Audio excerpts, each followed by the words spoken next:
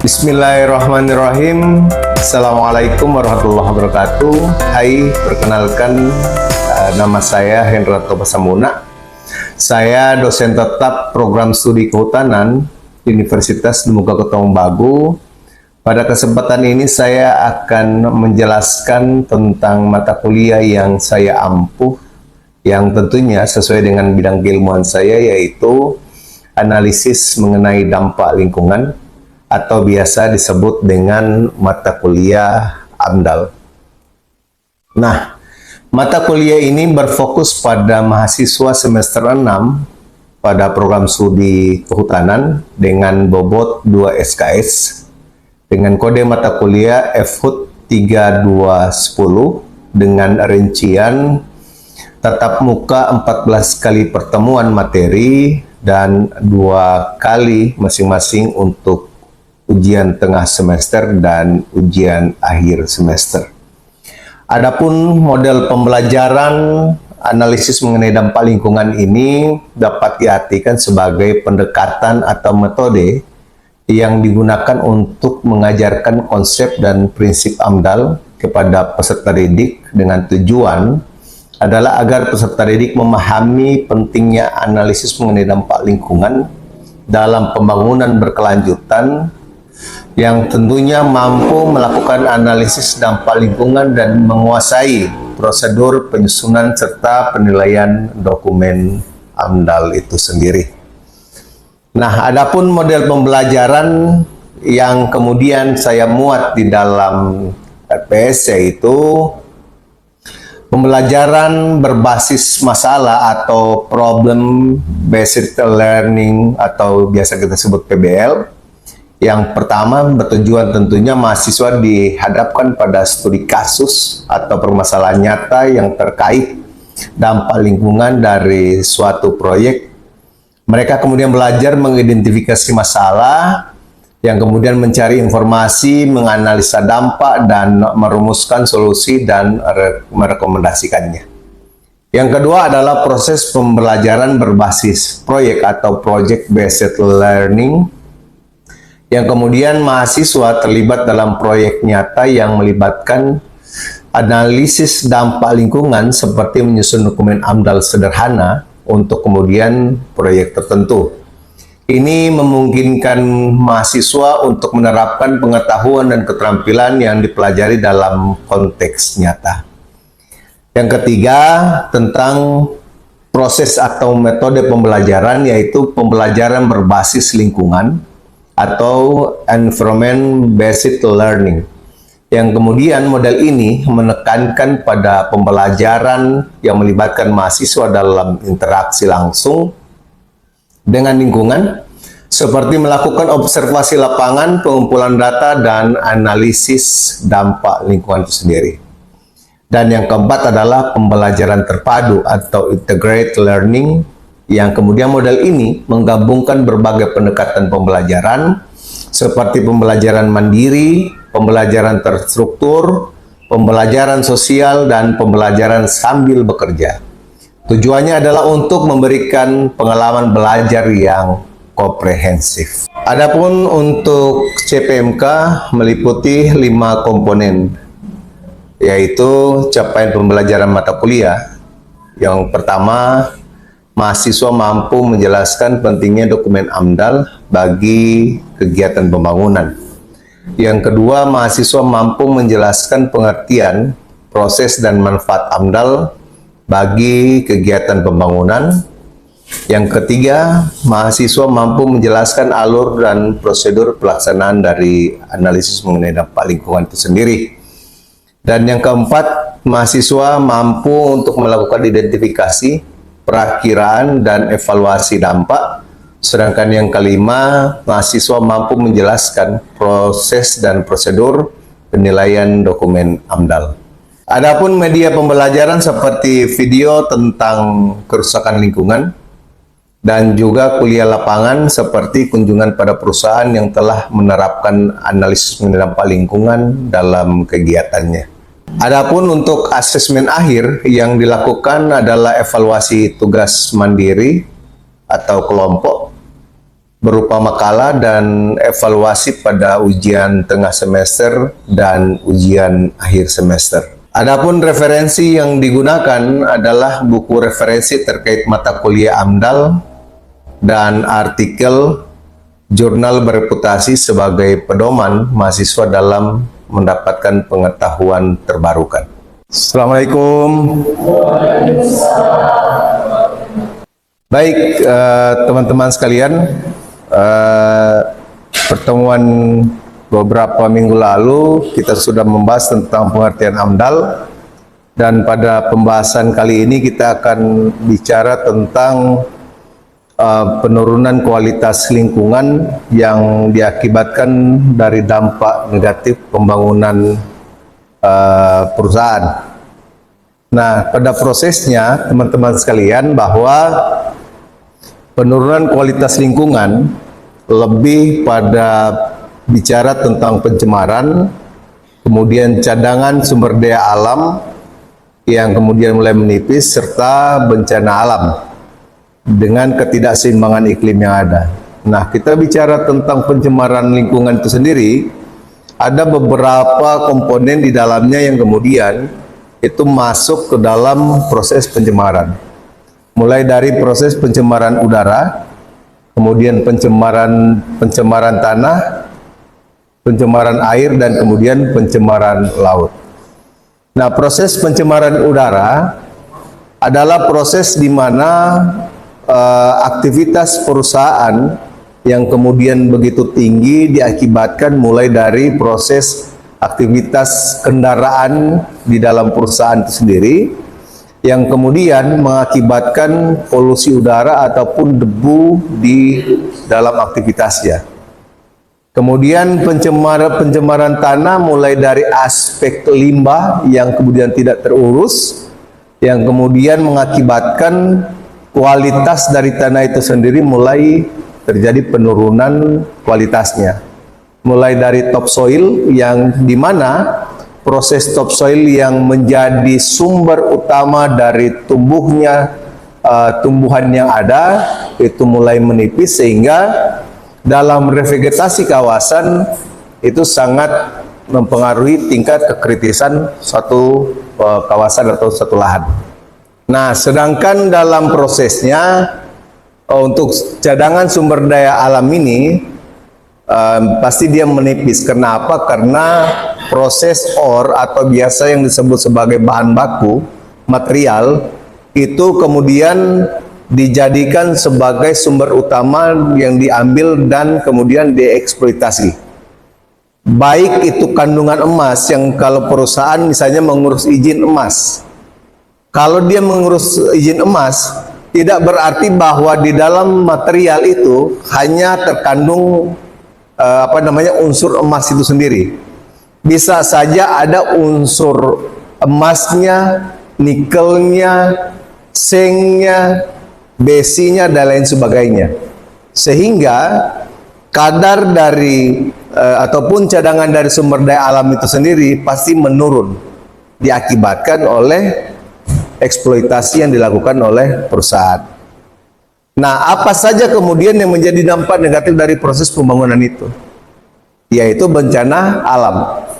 Biasanya yang dilakukan misalnya oleh satu perusahaan terkait dengan misalnya perusahaan yang bergerak pada pertambangan open pit, yaitu pembukaan kawasan lahan. Berarti ada pengurangan tingkat kerapatan ataupun vegetasi yang dilakukan oleh perusahaan, karena bentang alam atau biasa kita sebut sebagai ronda awal itu berubah 100% dengan pada saat dieksploitasi dan kemudian pasca tambang yang dilakukan oleh sebuah perusahaan. Sehingga bencana alam itu bisa saja menjadi penghambat dalam proses pembangunan vegetasi ataupun pembangunan keanekaragaman hayati berkelanjutan yang ada di kawasan hutan tersebut. Nah, Bencana alam apa saja yang bisa terjadi? Bisa saja kekeringan, atau kemudian bencana alam banjir. Kekeringan seperti apa? Karena saat kemudian vegetasi berkurang, maka sumber air itu mulai berkurang. Karena daya serap air pada tumbuhan itu tidak ada lagi. Sehingga bisa sekali dalam proses kejadian itu dia berentetan sampai pada proses misalnya banjir.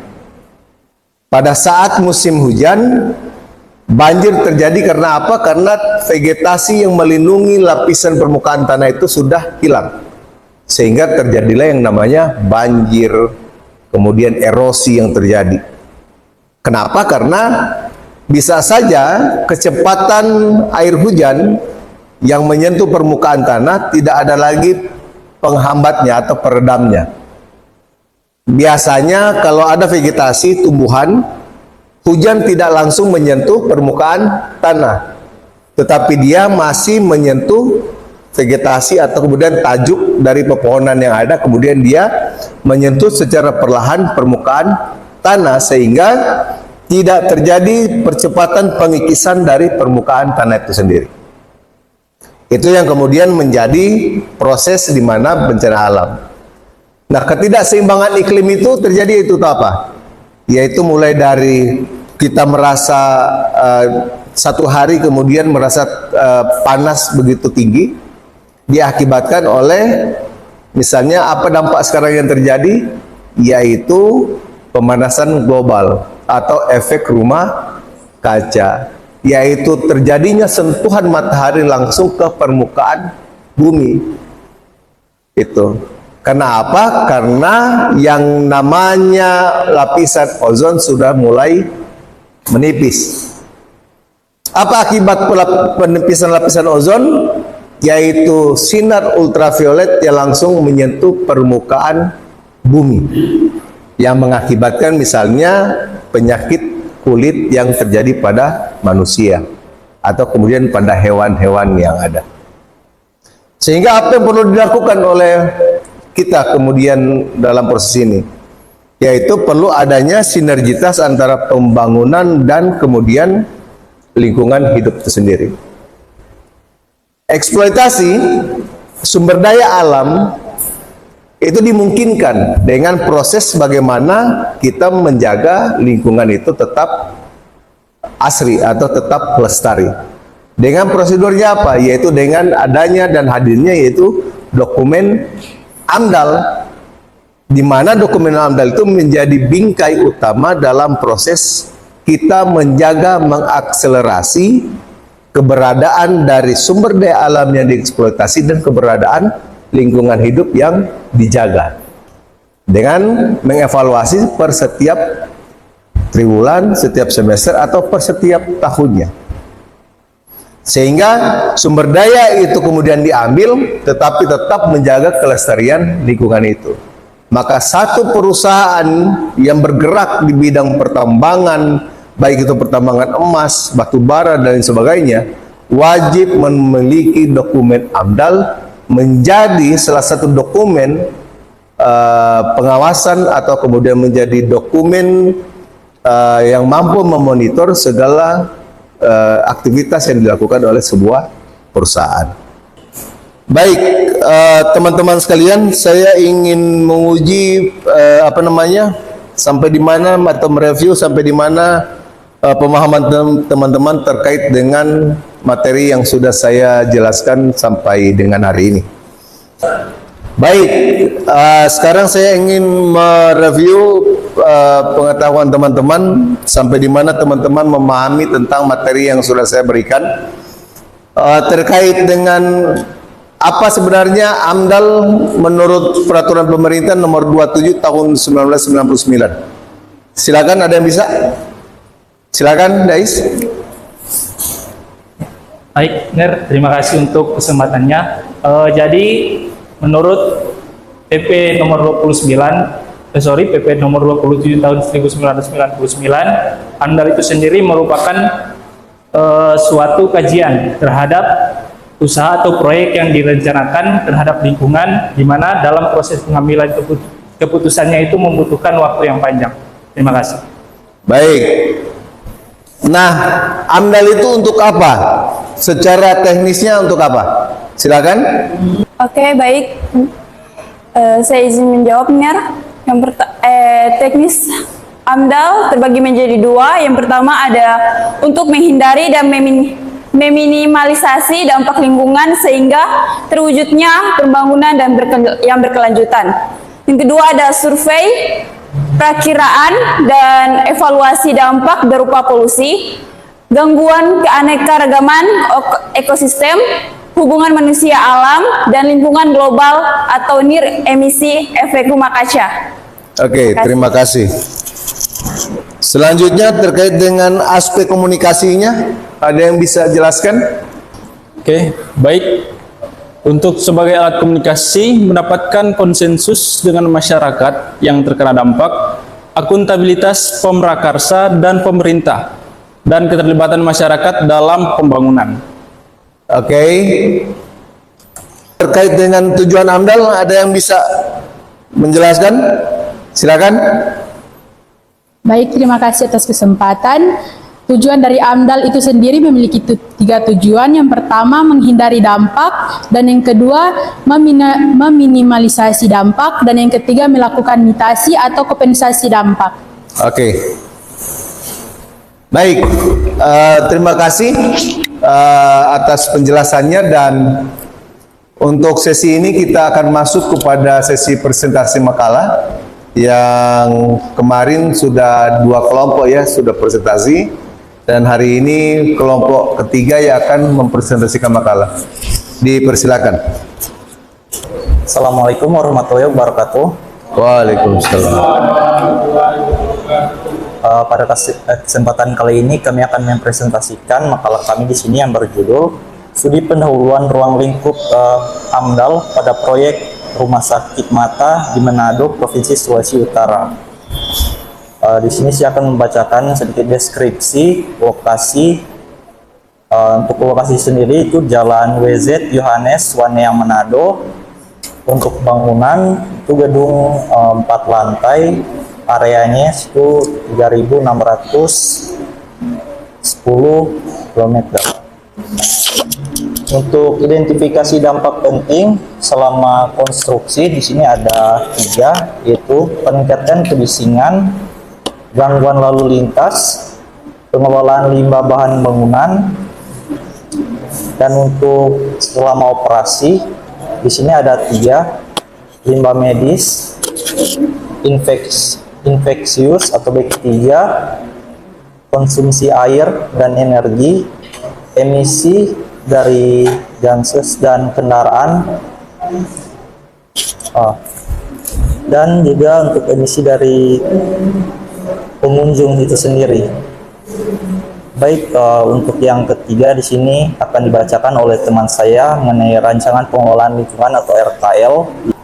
Baiklah, saya akan membaca rancangan pemantauan lingkungan atau RPL. Yang pertama ada pemantauan kualitas air limbah. Kedua ada pemantauan volume limbah medis dan domestik. Ketiga pemantauan kualitas udara ambien dan suara. Tujuan AMDAL sendiri terbagi menjadi 3. Yang pertama ada memastikan rumah sakit tidak merusak lingkungan sekitar. Kedua, memberikan dasar untuk izin lingkungan dan perencanaan yang berkelanjutan. Ketiga, melindungi masyarakat sekitar dari risiko pencemaran dan gangguan lainnya. Baik, demikianlah tadi materi yang dapat saya sampaikan pada pertemuan ketiga kita hari ini, dan kita akan lanjut lagi pada pertemuan keempat pada minggu depan dengan tugas yang sudah saya berikan tadi, dan mudah-mudahan apa yang kemudian telah saya berikan hari ini dapat menjadi pedoman untuk teman-teman dan pengetahuan tambahan untuk teman-teman, dan menjadi referensi untuk kemudian dapat teman-teman aplikasikan di kehidupan teman-teman di masyarakat nanti. Mungkin itu, terima kasih. Saya akhiri pertemuan kita pada hari ini dengan ucapan billahi taufiq wal hidayah. Assalamualaikum warahmatullahi wabarakatuh.